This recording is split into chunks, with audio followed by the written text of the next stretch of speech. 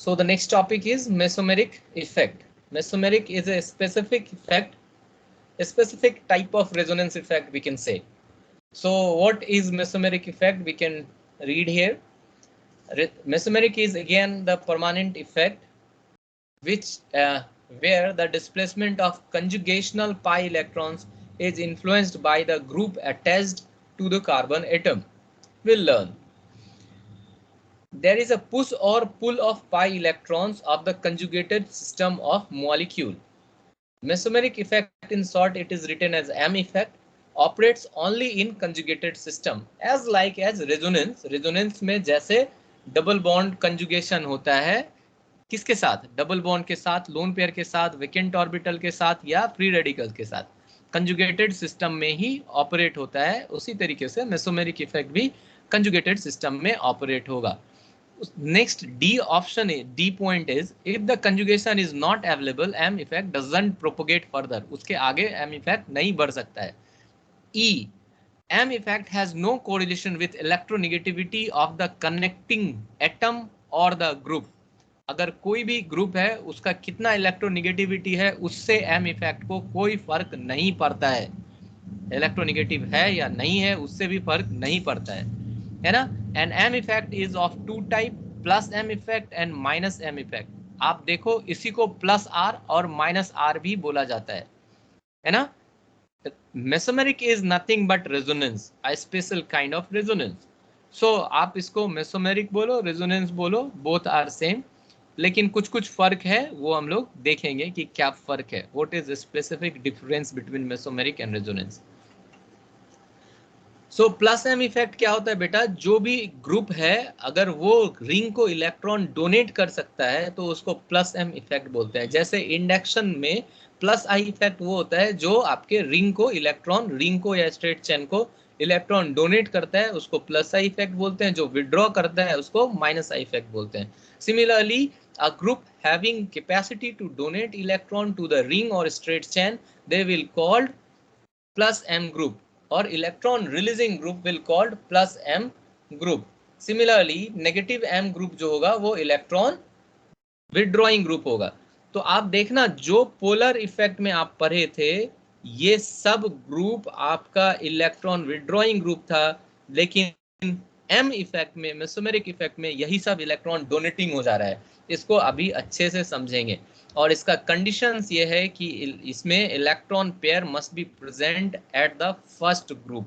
जो आपका first group connect हो रहा है इसके पास भी लोन पेयर है, इसके पास भी लोन पेयर है, इसके पास भी लोन पेयर, इसके पास भी लोन पेयर है, लोन पेयर है, लोन पेयर है, लोन पेयर है, लोन पेयर है। इसी लोन पेयर के वजह से ये सब मेसोमेरिक इफेक्ट के में इलेक्ट्रॉन डोनेट कर पाता है। जबकि आप अगर देखो तो Cl इज मोर इलेक्ट्रोनिगेटिव। अगर ये कार्बन से जुड़ा हो तो ये इलेक्ट्रॉन विड्रॉ करता है, ये इलेक्ट्रॉन विड्रॉ करता है, तो विड्रॉ कर रहा है माइनस I इफेक्ट से, और लोन पेयर है उससे इलेक्ट्रॉन दे रहा है, तो ये है प्लस M इफेक्ट। तो एक ही समय में दो दो इफेक्ट भी काम कर सकता है, और कौन सा इफेक्ट ज्यादा डोमिनेंट होगा उसको भी हम लोग सीखेंगे। Understood? Now come to the next point, negative M effect और negative R effect, which is very similar to the minus I effect. Electron withdrawing group अगर हो तो उसको हम लोग बोलेंगे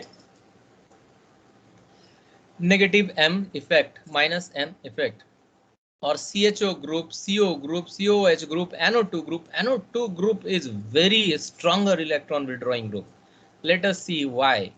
NO2 makes this kind of structure. NO2 जो है ना बेटा वो बहुत ही गंदे तरीके से इलेक्ट्रॉन विड्रॉ करता है।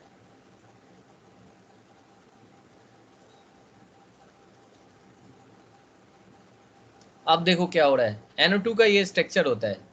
क्या हो रहा है, इलेक्ट्रॉन पेयर जो लोन पेयर इसका है ना साहब, वो इसको दिया है ऑक्सीजन को, इसका 8 पुराने के लिए, इसका 6 था, इसको 8 पूरा है, और 2 बॉन्ड इसके साथ बना लिया। तो इसका तो गया इलेक्ट्रॉन, इसका तो सारा इलेक्ट्रॉन गया, तो पॉजिटिव चार्ज इसके पास आ गया नाइट्रोजन के पास।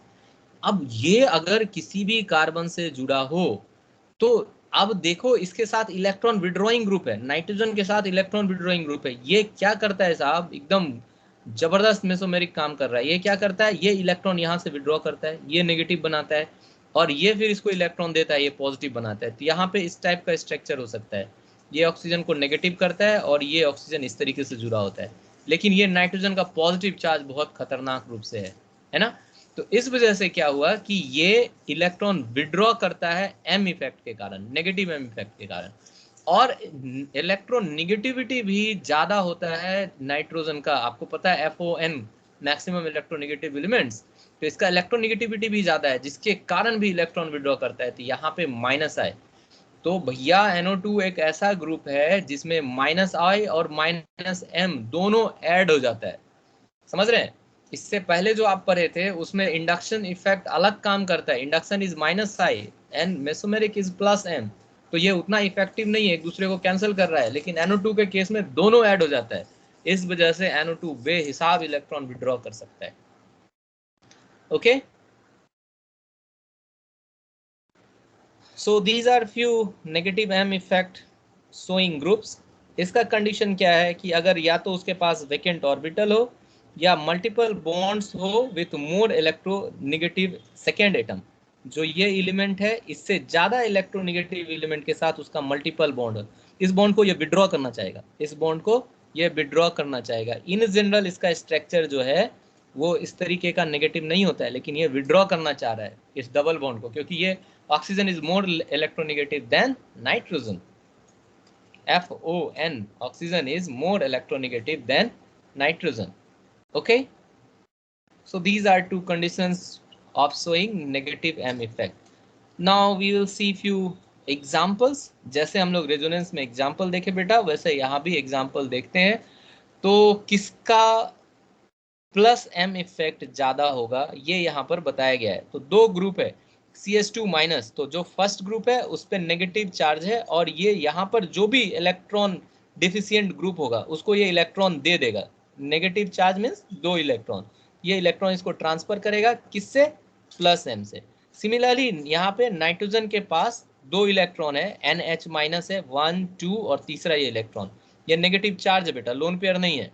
कैसे काउंट किए, नाइट्रोजन पे 2 ही बॉन्ड है, तो तीसरा बॉन्ड होना है तो वो 1 इलेक्ट्रॉन रहेगा यहाँ पे, ठीक है, 1 इलेक्ट्रॉन रहेगा। अगर 3 बॉन्ड होता तो ये लोन पेयर होता, इसका एक लोन पेयर भी यहाँ पे है, लेकिन ये किससे, आप देखिए नेक्स्ट जो है ये आपका O माइनस है, तो जो जिसके पास मेसोमेरिक इफेक्ट ज्यादा है वो ये सीक्वेंस में अरेंज किया गया है। CH2 के पास ज्यादा है, N के पास कम है, O के पास और कम है। इलेक्ट्रोनिगेटिविटी के वजह से भी आप इसको समझ सकते हैं। फिर NH माइनस मतलब इसके पास एक्सेस इलेक्ट्रॉन है, NH के पास सिर्फ लोन पेयर है, तो NH minus is better plus M group. Similarly, Nr2 minus. Why Nr2 minus will have better electron releasing capacity? Because N having the lone pair and it is attached with two R groups. R groups will give electron with plus I effect. R groups जो है ना वो plus I effect की वजह से इसको electron देगा, और इसका जो लोन पेयर है ये और रीच हो जाएगा, जिसके वजह से ये यहाँ से इसका प्लस M मोर प्रिडोमिनेंट हो जाएगा। इलेक्ट्रॉन क्लाउड इसका और रीच हो जा रहा है, जिसके वजह से इसका प्लस M मोर प्रिडोमिनेंट होगा। यहीं पे अगर एक R ग्रुप है तो उसका थोड़ा लेसर होगा, एक भी R ग्रुप नहीं है तो और लेसर होगा। अगर एक CO है तो CO इलेक्ट्रॉन विड्रॉ करता है, तो ये डेल्टा प्लस है, तो इसका जो लोन पेयर है उसको ये विड्रॉ कर रहा है, ये कार्बन डेल्टा पॉजिटिव होने की वजह से ये विड्रॉ कर रहा है, इसलिए इसमें लेस हो गया। अब दो विड्रॉइंग ग्रुप है साहब तो और भी कम हो जाएगा, delta minus delta plus, delta minus delta plus, तो ये नाइट्रोजन डेल्टा प्लस होगा, तो ये क्या करेगा, इसका जो लोन पेयर होगा वो उधर ही खींचेगा थोड़ा सा, तो इसलिए इसका मेसोमेरिक इफेक्ट जो है कम हो जाएगा। Understood. So this is the series, first second third problem आपको क्लियर है।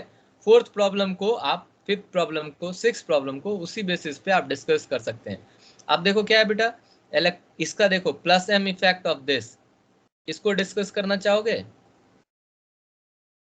Okay, fifth number is interesting one. Fifth number में क्या है बेटा, NH2 है, इसका प्लस M इफेक्ट ज्यादा है OH से, और इसका प्लस M इफेक्ट ज्यादा है फ्लोरीन से। आप देखो नाइट्रोजन के पास एक लोन पेयर है भाई साहब, इसके पास 2 लोन पेयर है, इसके पास 3 लोन पेयर है, फिर भी डोनेशन ऑफ लोन पेयर ही हो रहा है, this is your plus M effect. लेकिन इसका सबसे बढ़िया है, इसका उससे कम है, इसका उससे कम है, क्यों, इलेक्ट्रोनिगेटिविटी, विड्रॉ भी कर रहा है ये।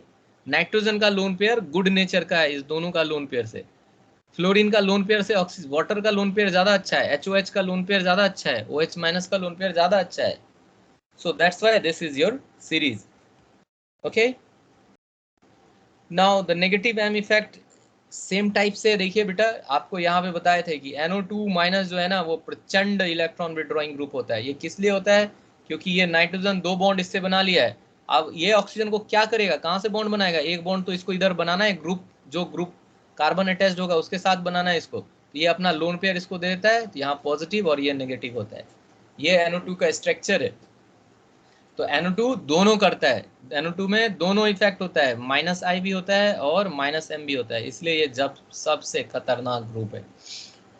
फिर CN, फिर COH क्यों करता है बेटा? क्योंकि यहाँ पे नेगेटिव आ जाता है, डेल्टा माइनस आ जाता है इसका, और यहाँ डेल्टा प्लस आ जाता है. सिमिलरली यहाँ पे delta minus, delta plus, delta minus, delta plus, delta minus, delta plus, है ना. अब किसका डेल्टा प्लस ज्यादा होगा? यहाँ पे नो इंडक्शन इफेक्ट, यहाँ पे इंडक्शन इफेक्ट, यहाँ पे इसका लोन पेयर भी देगा, यहाँ पे एक मेसोमेरिक इफेक्ट, यहाँ पे लोन पेयर देगा मेसोमेरिक इफेक्ट. तो इसके वजह से ये सब लिस्ट कंट्रीब्यूशन होते जाएगा. समझ में आ रही बात? सीरीज समझ में आ रहा है? किसका मेसोमेरिक इफेक्ट अच्छा होगा? जिसका यहाँ पे इलेक्ट्रॉन क्लाउड बेटर होगा या कम होगा. ये कौन सा इफेक्ट है? -M इफेक्ट है. तो जिसका इलेक्ट्रॉन क्लाउड जो ग्रुप अटैच्ड है उसका फर्स्ट एटम पे इलेक्ट्रॉन क्लाउड सबसे कम होगा, वो सबसे ज्यादा इलेक्ट्रॉन विड्रॉ करेगा. सो इस पॉइंट को देखें. The various resonating structures of chlorobenzene, aniline and nitrobenzene are illustrated in the following diagrams. Note that Cl and NH2 show +M effect and NO2 shows negative M effect. We know कैसे M effect show कर रहा है, वो यहाँ पे दिखाया गया है. इलेक्ट्रॉन पेयर रिंग को डोनेट हो जाता है, जिसके वजह से नेगेटिव चार्ज रिंग में डोनेट कर रहा है, घूम रहा है. तो ये इसमें आपको दिखाया गया है कि कैसे ये रिंग को अपना इलेक्ट्रॉन डोनेट करता है due to its +M effect.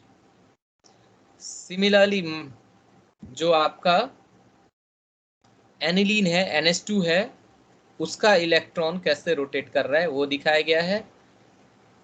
कुछ नोट्स यहाँ पे लिखा है. दस mesomeric effect works only through ortho and पारा पोजिशन. अब देखिए आपको ऑर्थो और पारा पोजिशन का कहानी समझ में आएगा. देखो यहाँ पे कंजुगेटेड पोजिशन, ये यहाँ से नेगेटिव चार्ज इसको दिया तो इलेक्ट्रॉन यहाँ पे आएगा, ये नेगेटिव होगा ये पॉजिटिव होगा तब बॉन्ड बनाएगा. तो नेगेटिव यहाँ आया, अब एक छोड़ के एक पे, अब नेगेटिव कहाँ पे आया? देखो ये पोजिशन ऑर्थो था, ये पारा था, फिर मेटा पे नहीं जाएगा ऑर्थो पे जाएगा. तो आपको सिखाए थे कि कंजुगेटेड पोजिशन है और उसका इंपॉर्टेंस आगे होगा. अगर ये ग्रुप है तो इसके रिस्पेक्ट में कंजुगेटेड पोजीशन ये 3 है और इसी 3 पे नेगेटिव या पॉजिटिव चार्ज रोटेट करना है. इस केस में नाइट्रोजन इलेक्ट्रॉन विड्रॉ कर रहा है तो यहाँ पे पॉजिटिव चार्ज आएगा इस 3 प्लेस पे. देखिए आया. इस केस में इलेक्ट्रॉन दे रहा है तो इसमें नेगेटिव चार्ज आ रहा है. तो सिर्फ ऑर्थो और पारा पोजिशन पे ही नेगेटिव या पॉजिटिव चार्ज आता है ना. तो उसी को यहाँ पे लिखा हुआ है कि दस mesomeric effect works at only ortho and पारा position. It is absent on meta position, while the inductive effect works on all the 3 positions. Inductive effect क्या है? डिस्टेंस बढ़ने से घट जाता है, लेकिन रेजोनेंस या mesomeric effect distance dependent effect नहीं है. ये कितना भी दूर हो, ये साहब जितना इफेक्ट ऑर्थो पे होगा उतना ही इफेक्ट पारा पे भी करेगा, यहाँ पे भी करेगा. ठीक है, यानी स्ट्रक्चर ए और स्ट्रक्चर सी दोनों में यहाँ पे नेगेटिव चार्ज का क्लाउड सेम होगा. सिमिलरली स्ट्रक्चर बी और स्ट्रक्चर सी ये दोनों में यहाँ पे पॉजिटिव इलेक्ट्रॉन का क्लाउड सेम होगा. तो डिस्टेंस डिपेंडेंट नहीं है और ये ऑर्थो पोजिशन पे पारा पोजिशन पे ही सिर्फ चार्ज दे रहा है, लेकिन आपका इंडक्शन इफेक्ट जो है वो इलेक्ट्रॉन विड्रॉ करता है बॉन्ड से. तो वो डिस्टेंस में आप अगर इसको कोई विड्रॉ कर लिया है ग्रुप तो ये इसको विड्रॉ करेगा, ये इसको विड्रॉ करेगा, ये इसको विड्रॉ करेगा, तो चैन में पास होता है. इसमें ऑर्थो मेटा पारा वो सब का फर्क नहीं पड़ता है, सिर्फ डिस्टेंस बढ़ने से घट इफेक्ट कम होता जाएगा. The second note is mesomeric effect always dominates on inductive effect except in case of chlorine, fluorine, bromine, iodine. Fluorine यहाँ नहीं लिखा है क्योंकि फ्लोरीन जो है बहुत छोटा एलिमेंट होता है, उसको हम लोग यूज नहीं करते हैं ऑर्गेनिक कंपाउंड्स में. एल्काइल हैलाइड्स में सिर्फ क्लोरीन, ब्रोमीन, आयोडीन होता है. तो क्लोरीन, ब्रोमीन और आयोडीन के केस में आपका जो इसका नेगेटिव आई इफेक्ट है वो ग्रेटर देन होगा प्लस एम इफेक्ट से। आपको पता है कि ये सब लोन पेयर कंटेन करता है और ये प्लस एम इफेक्ट दिखाएगा, सिर्फ इस केस में होगा। Otherwise in every case, in all case mesomeric effect has greater effect than inductive effect. For this purpose we already know कि कैसे उसका करता है। तो कैसे आपका सीरीज है वो हम एक बार पहले भी बताए थे आपको कि जितना भी इफेक्ट है वो इस ऑर्डर में करता है, वो है HMRI, इस ऑर्डर में इफेक्टिव होता है। Sorry, MRHI।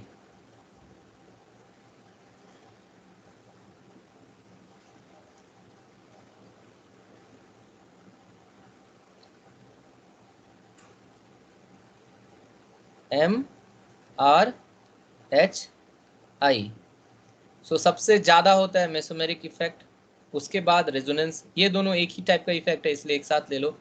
फिर हाइपर कंजुगेशन, और सबसे कम सबसे वीकर इफेक्ट होता है इंडक्शन इफेक्ट, MRHI।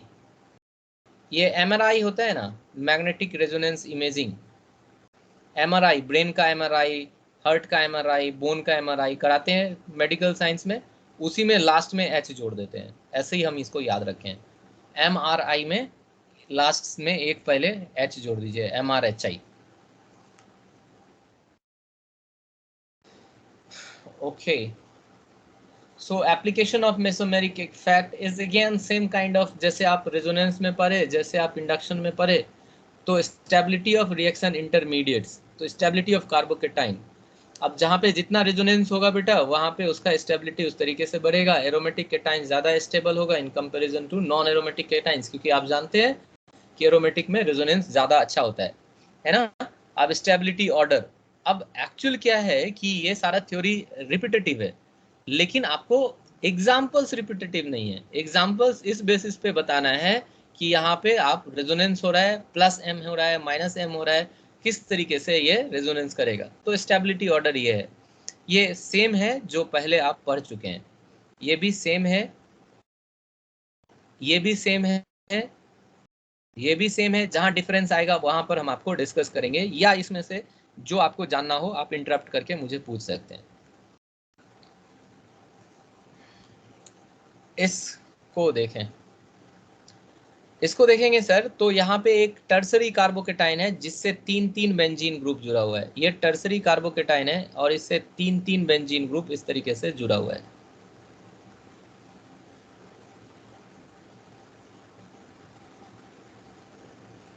तो बेंजीन ग्रुप में जो ये कार्बोकेटाइन होता है सर, यहाँ पे इसको बोलते हैं बेंजाइल केटाइन। अब देखिए ये रेजोनेंस में पॉजिटिव है, यहाँ सिंगल बॉन्ड है, डबल बॉन्ड है, अल्टरनेट, पूरा रिंग रेजोनेंस में आ गया, इसका पूरा रिंग कंजुगेटेड पोजीशन में आ गया। तो जो भी ऑर्थो और पारा पोजीशन है वो कंजुगेटेड पोजीशन उसका होगा। तो जब ये रोटेट करेगा ना इलेक्ट्रॉन, जब रिंग में रोटेट करेगा तो कैसे करेगा, यहाँ से ये बॉन्ड ब्रेक होगा और सी के साथ डबल बॉन्ड बनाएगा, यहाँ पॉजिटिव बनेगा। अब नेक्स्ट कंडीशन में यहाँ पॉजिटिव बनाएगा, यहाँ डबल बॉन्ड बना देगा। वेरी इजी, यहाँ डबल बॉन्ड बना दो, ये पॉजिटिव कर दो, यहाँ डबल बॉन्ड कर दो। ऑर्थो पे था, पारा पे आ गया, फिर से दूसरा ऑर्थो पे जाएगा, तो यहाँ पे आ जाओ और यहाँ पे डबल बॉन्ड बना दो, यहाँ पे पॉजिटिव चार्ज बना दो। इस तरीके से फिर ये वापस इससे कंट्रीब्यूट करेगा और स्ट्रक्चर फर्स्ट को गेन कर लेगा। स्ट्रक्चर फर्स्ट एक्चुअली नहीं करता है क्योंकि इसका डबल बॉन्ड का पोजीशन चेंज हो जाता है, बेंजीन रिंग में डबल बॉन्ड का पोजीशन चेंज हो जाता है। तो इसको इस तरीके से हम लोग कर सकते हैं कि यहाँ सी के साथ डबल बॉन्ड है और इस रिंग में डबल बॉन्ड है और सब पे पॉजिटिव चार्ज रोटेट हो रहा है। तो बेंजाइल ग्रुप, यही फायदा होता है बेंजाइल ग्रुप में कि इसको तीन तीन कंजुगेटेड पोजीशन मिल जाता है एक ही बेंजीन का ग्रुप अटैच होने से। तो benzyl cation is more stable then even 3 degree carbocation. 3 degree carbocation से भी ये मोर स्टेबल है, ठीक है सर, रेजोनेंस की वजह से, रेजोनेंस की वजह से। अब यहाँ पे दो बेंजीन है, एक कार्बन है, तो ऑब्वियसली एक घट गया तो इफेक्ट घट गया। यहाँ पे एक ही बेंजीन है, दो हाइड्रोजन है, इफेक्ट और भी घट गया। ये एलाइलिक पोजीशन है, एलाइलिक पोजीशन में भी रेजोनेंस होगा। उसके बाद 3 डिग्री कार्बोकेटाइन है, इसमें रेजोनेंस नहीं होता है, इसमें क्या होता है, इंडक्शन इफेक्ट। इसमें क्या होता है, इंडक्शन इफेक्ट। इसमें एक और इफेक्ट होता है, वो होता है हाइपर कंजुगेशन, वो अभी हम लोग नहीं सीखे हैं, H और I दोनों होता है। सिमिलरली ये उसके बाद मिथाइल केटाइन तक आए, सब उसके बाद लेस स्टेबल यानी अनस्टेबल ये सब होता है, ये है vinyl cation. C double bond C से जो कार्बन जुड़ा हुआ है उसी पे अगर कार्बोकेटाइन हो तो इसको बोलते हैं विनाइल केटाइन। और ये है एसिटाइल केटाइन, मतलब ट्रिपल बॉन्ड पे पॉजिटिव चार्ज, ये सब अनस्टेबल होता है, ये सब बनता ही नहीं है।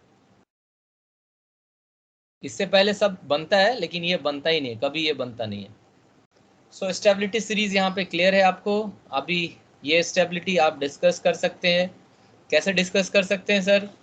कैसे डिस्कस कर सकते हैं? इसके कंजुगेशन में डबल बॉन्ड है इसलिए इसमें हो रहा है सर प्लस एम या प्लस आर, आप जो भी बोलो इसको। इसका कंजुगेशन में कुछ नहीं है लेकिन ये 3 डिग्री कार्बोकेटाइन है तो इसका हो रहा है सर प्लस आई।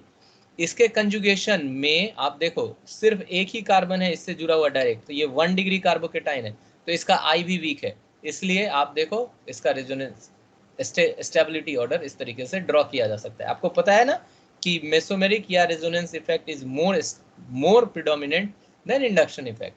तो इसमें मेसोमेरिक हो रहा है, इसमें इंडक्शन हो रहा है, इसमें इंडक्शन हो रहा है लेकिन बहुत वीक हो रहा है। सो क्लियर कंसेप्ट है कि कौन ज्यादा स्टेबल होगा। Any doubt?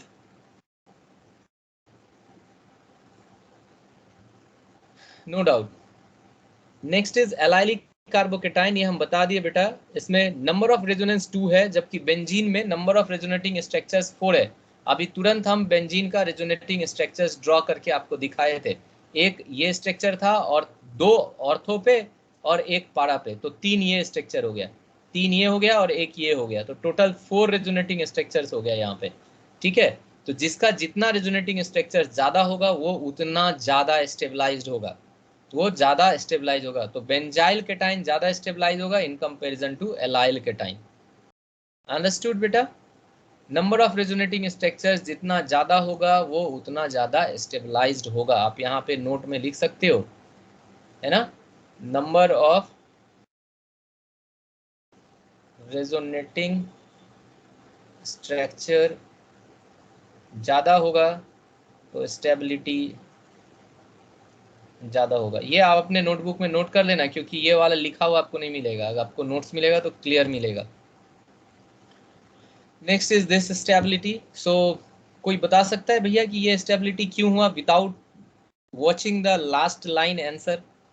लास्ट लाइन में ये आंसर लिखा हुआ है, इसको बिना देखे आप खुद इसको बताइए कि कैसे ये हो रहा है।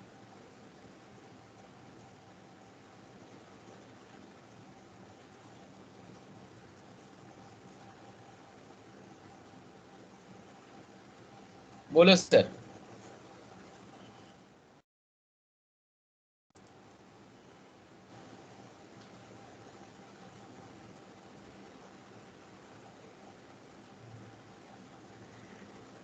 यहाँ पे सी पॉजिटिव है, फर्स्ट स्ट्रक्चर में ऑर्थो पे नाइट्रो था, सेकेंड स्ट्रक्चर में मेटा पे नाइट्रो है और थर्ड स्ट्रक्चर में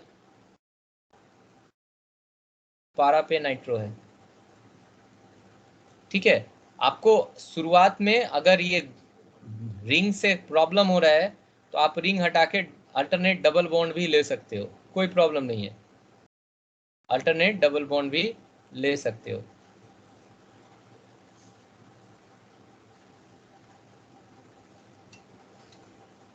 अब आपको बताना है कि इसकी स्टेबिलिटी ऑर्डर क्या होगी।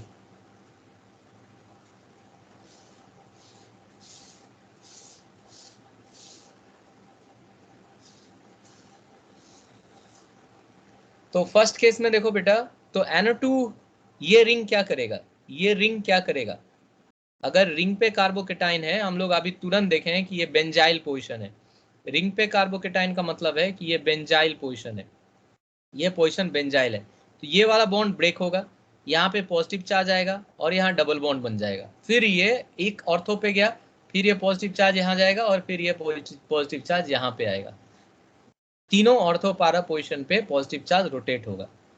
फर्स्ट कंडीशन में जैसे ही यहाँ पे पॉजिटिव चार्ज आएगा, पॉजिटिव चार्ज आएगा तो नाइट्रो ग्रुप जो है वो पहले से इलेक्ट्रॉन खींच के बर्बाद करके रखेगा इस कार्बन को, बोलेगा नहीं हम अपना बॉन्ड ब्रेक नहीं करने देंगे, नाइट्रोजन पहले से मेरा सारा इलेक्ट्रॉन विड्रॉ कर चुका है, अब हम इस कंडीशन में नहीं है कि हम तुमको बॉन्ड ब्रेक करके यहाँ इलेक्ट्रॉन प्रोवाइड कर सके डबल बॉन्ड बनाने के लिए। तो ये बोलेगा कि नहीं हम नहीं करने देंगे। तो यहाँ पे हो क्या रहा है बेटा, नाइट्रोजन इलेक्ट्रॉन विड्रॉ कर रहा है जिससे कि ये कार्बोकेटाइन डीस्टेबलाइज हो रहा है। नाइट्रोजन इलेक्ट्रॉन विड्रॉ कर रहा है जिससे ये कार्बोकेटाइन डीस्टेबलाइज हो रहा है, यानी यहाँ पे -m इफेक्ट हो रहा है। उसके बाद नाइट्रोजन पे -I इफेक्ट भी होता है, जो हम लोग देखे हैं। नाइट्रोजन इलेक्ट्रॉन नेगेटिव है, इसकी वजह से भी इलेक्ट्रॉन विड्रॉ हो रहा है, तो दोनों इलेक्ट्रॉन विड्रॉ कर रहा है। इस केस में अगर ये मेटा पे है तो मेटा पे तो चार्ज जाता ही नहीं है, तो मेटा पे आपका m इफेक्ट होने का बात ही नहीं है, तो सिर्फ -I इफेक्ट होगा। पारा के केस में क्या होगा, यहाँ पे फिर से क्या होगा बेटा, -m इफेक्ट भी होगा और -I इफेक्ट भी होगा। समझ में आ रहा है बात? जो पॉजिटिव चार्ज रोटेट करेगा जिस जिस प्लेस पे, आपको पहले ही 10 बार ये स्ट्रक्चर ड्रॉ करके दिखा चुके हैं कि यहाँ और यहाँ positive charge different resonating structure में रोटेट होता है। तो जहाँ पे चार्ज आ नहीं रहा है वहां पे मेसोमेरिक इफेक्ट कुछ नहीं करेगा, लेकिन इंडक्शन इफेक्ट थ्रू आउट काम करेगा। अगर इसके बगल में भी पॉजिटिव चार्ज, यहाँ भी पॉजिटिव चार्ज आ रहा है, तो भी ये आई से इलेक्ट्रॉन तो खींचेगा ही। आई का तो काम है इलेक्ट्रॉन खींचना। इलेक्ट्रॉन विड्रॉइंग रूम, यहाँ पे भी पॉजिटिव है तो ये इलेक्ट्रॉन खींचेगा, इसको डेल्टा प्लस करके खींच लेगा। लेकिन मेसोमेरिक इफेक्ट ऐसा नहीं है, मेसोमेरिक डायरेक्ट लिंक्ड इफेक्ट है। ये अगर इससे जुड़ा हुआ है तो मेसोमेरिक करेगा, ये पॉजिटिव है तो, है ना। ये कितना भी दूर हो, अगर कंजुगेशन में पड़ गया, ये ग्रुप खींच रहा है, ये खींच, तो यहाँ पे पॉजिटिव है तो ये भी पॉजिटिव खिंचाएगा। डिस्टेंस इंडिपेंडेंट है लेकिन डायरेक्ट अटैचमेंट चाहिए।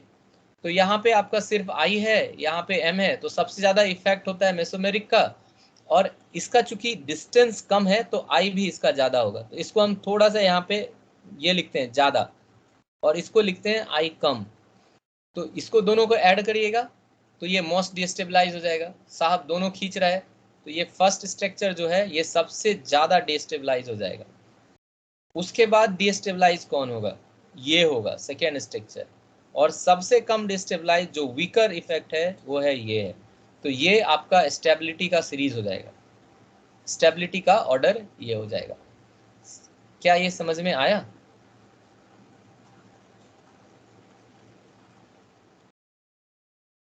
So 2 will be most stable, which will have only inductive effect.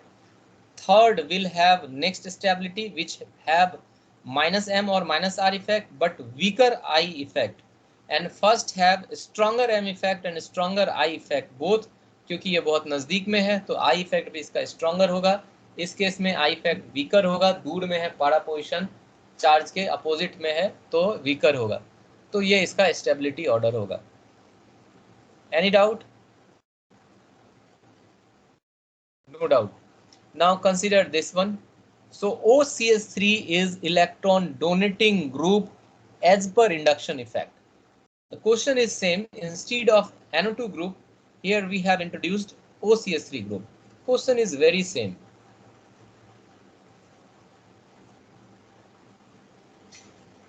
So I have a positive charge here. Instead of NO2, here I have OCS3. तो OCS3 क्या करता है बेटा, OCS3 या OH या OR ये सब इसी एक टाइप का ग्रुप होता है, ठीक है। OR मतलब R मतलब तो एल्काइल ग्रुप है, वो obviously OCS3 is part of that. तो इसके पास लोन पेयर ऑफ इलेक्ट्रॉन है, तो ये इलेक्ट्रॉन डोनेट करता है +m इफेक्ट के, लेकिन इलेक्ट्रॉन निगेटिव है इसलिए ये -I से विड्रॉ करता है। तो इस जगह पे ये इलेक्ट्रॉन डोनेट करेगा रिंग को, और क्या करेगा, +m से इलेक्ट्रॉन डोनेट करेगा और -I से इलेक्ट्रॉन विड्रॉ करेगा।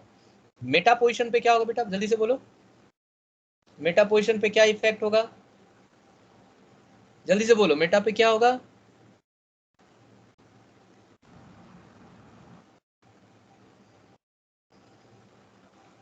अंतरा, श्रेयस, कहाँ हो तुम लोग, कोई है क्लास में? जी सर। बाप रे, सन्नाटा छाया हुआ है। क्या पढ़ा रहे हैं सर, कुछ नहीं समझ में आ रहा है। नहीं सर, अंतर आई है सर। यहाँ पे क्या होगा, एम इफेक्ट और इंडक्शन दोनों प्रिडोमिनेंट है। यहाँ पे क्या होगा, इसमें एम इफेक्ट होना नहीं है क्योंकि चार्जेस कहाँ मूव कर रहा है, रेजोनेंस कहाँ पे हो रहा है, ऑर्थोपारा पे, तो इसमें एम नहीं है, सिर्फ -I है। इसमें कौन है, एम भी है, +m इफेक्ट भी है और -I इफेक्ट भी है। -I इसका क्या होगा, डिस्टेंस से वीकर होगा, इसका -I ज्यादा होगा। आप देखिए ये स्टेबलाइज करा रहा है, ये साहब डिस्टेबलाइज करा रहा है, ये स्टेबलाइज करा रहा है, ये साहब डिस्टेबलाइज करा रहा है, ये कम डिस्टेबलाइज करा रहा है, तो थर्ड स्ट्रक्चर मोस्ट स्टेबल हो गया। थर्ड स्ट्रक्चर जो है मोस्ट स्टेबल हो गया। अब इस दोनों में आई जो है डिस्टेबलाइज करा रहा है लेकिन एम स्टेबलाइज करा रहा है। एम का कंट्रीब्यूशन, एम का इफेक्ट आई से बहुत ज्यादा होता है, तो ओवरऑल ये स्टेबलाइज ही कराएगा। तो ये आपका फर्स्ट स्ट्रक्चर स्टेबलाइज हो गया। सेकेंड माइनस आई लगा रहा है, थोड़ा सा दूर है ऑर्थो के कंपैरिजन में, लेकिन माइनस आई लगा रहा है तो डिस्टेबलाइज करेगा। सो सेकेंड स्टेज जो है, अब इस दोनों में ये मोस्ट स्टेबल, ये स्टेबल, ये unstable.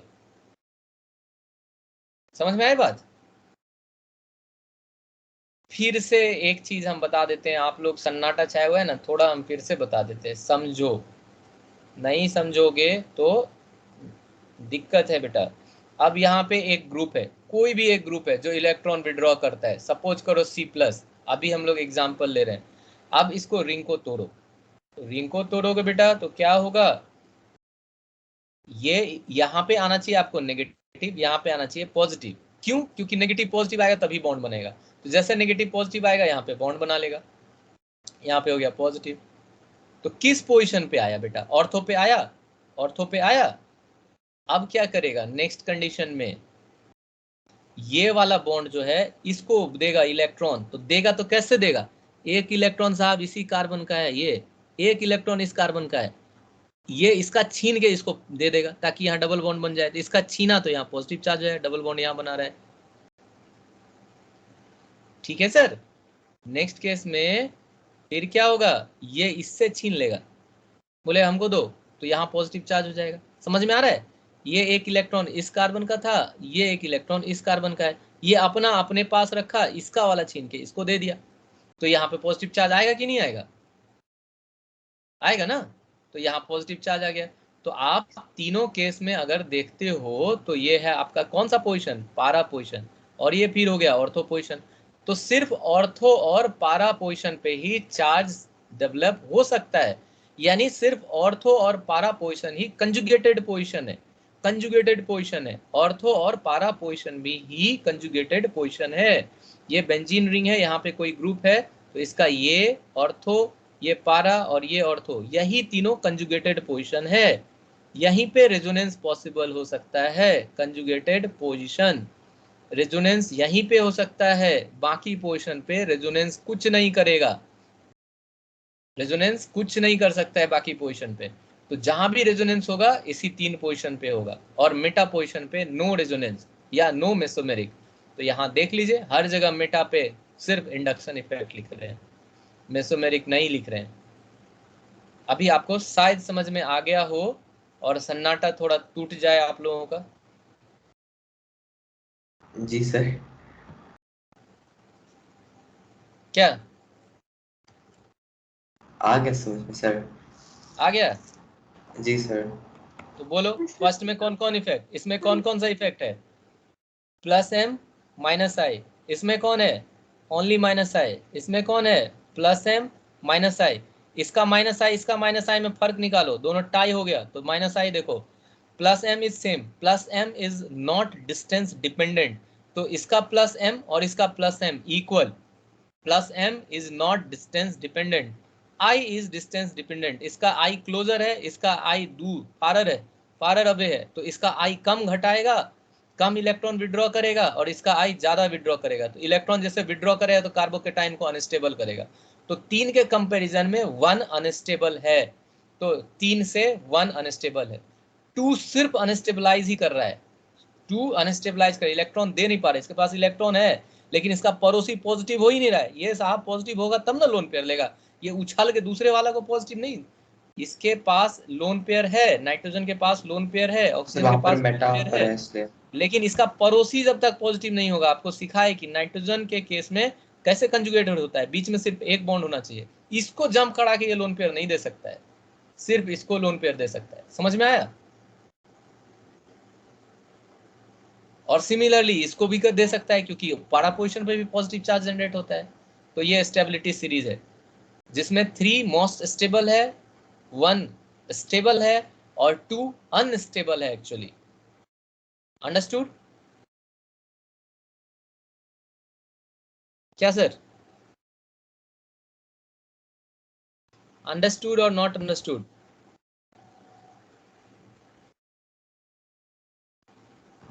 Understood, sir. In similar way, we will learn stability of carbonyl and we will learn the stability of free radicals and then फिर acid base पे इसका क्या इफेक्ट पड़ता है. तो बेटा don't take it as theory. These are not theory actually. These are not theory actually. इसको आप प्रॉब्लम प्रैक्टिस के तौर पे लो और इन्वॉल्व हो. अब आपका एक अंडरस्टैंडिंग बन गया है